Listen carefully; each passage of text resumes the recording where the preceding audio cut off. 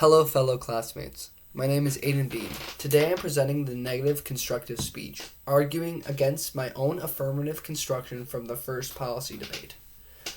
I oppose the affirmative team's proposition because I disagree with the proposition that the United States federal government should establish a national health insurance policy. I agree with the definitions presented in this debate, but there are several key issues with the affirmative team's debate in terms of harms, solvency, inherency, and the overall plan. The harms in the affirmative argument are real, but they oversimplify the nature and severity of the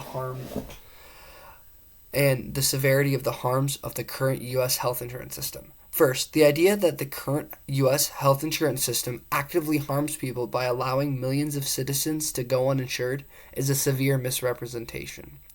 Uninsurance among Americans is at an all-time low because of measures passed by the U.S. government such as Obamacare.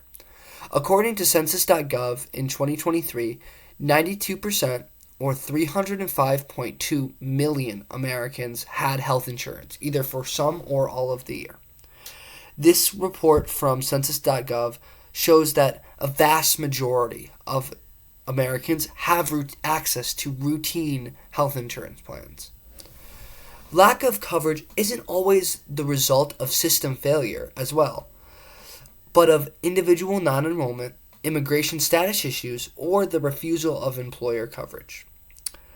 Secondly, the idea that the current U.S. health insurance policy financially harms U.S. citizens through bankruptcy isn't logically sound. The affirmative case cited statistics that included bankruptcies that were only partially medically induced. These types of studies in question often defined medical bankruptcies broadly, including not only explicit medical bills but also income loss due to illness or injury. This can inflate the numbers in these studies, making them an unreliable source of evidence. According to Myth and Measurement, a case of medical bankruptcies, which is a study published in the National Library of Medicine, states that when they ran an experiment, but it turns out the existing evidence for medical bankruptcies suffers from a basic statistical fallacy. When we eliminated this problem, we found compelling evidence of the existence of medical bankruptcies, but discovered that medical expenses may cause fewer bankruptcies than claimed. Also, according to a report from the Consumer Financial Protection Bureau, around 20% of Americans have substantial medical debt per year. And in a year, less than 1% of Americans file for personal bankruptcy. The report from the Consumer Financial Protection Bureau, combined with the unreliable source of evidence used in the affirmative team's debate, suggested that the assumption that the current U.S. health insurance plan that causes major financial harm to U.S. citizens is overinflated and statistically insignificant. Finally, the individual health outcomes depend on more than just insurance. One of the biggest drivers of U.S. morality morality inequities is obesity, chronic disease, lifestyle, guns, income inequality, and rural access to medicine or hospitals, stuff like that. A national health insurance policy doesn't effectively address these issues regarding the health of U.S. citizens. The inherency of the affirmative team's debate also failed to meet the necessary standard. The affirmative argues that political gridlock and lobbying block reform.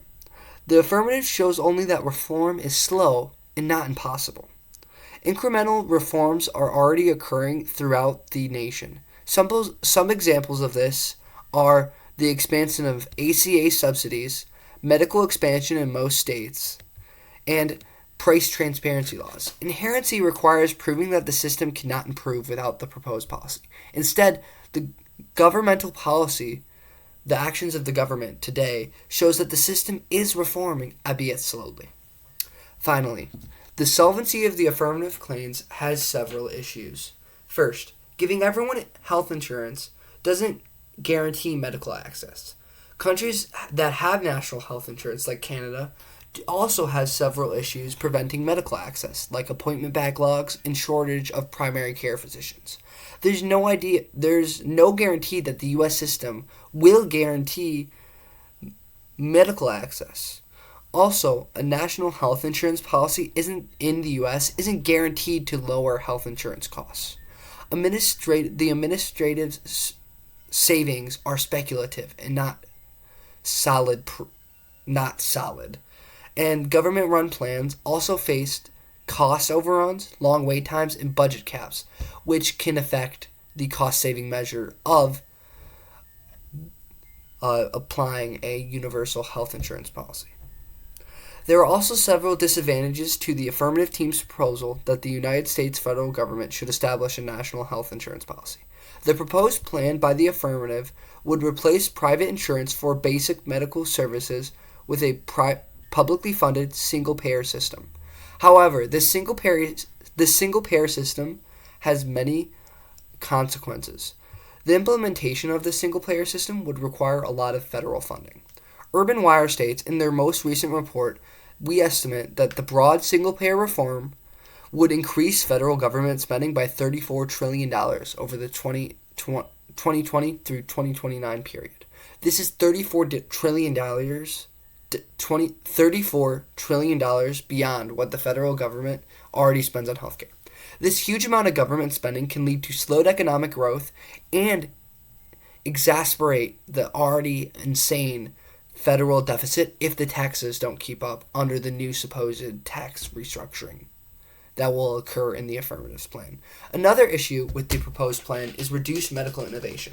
A single-payer system reduces prices artificially, which can lead to decreased investment in new research and fewer new drugs entering development.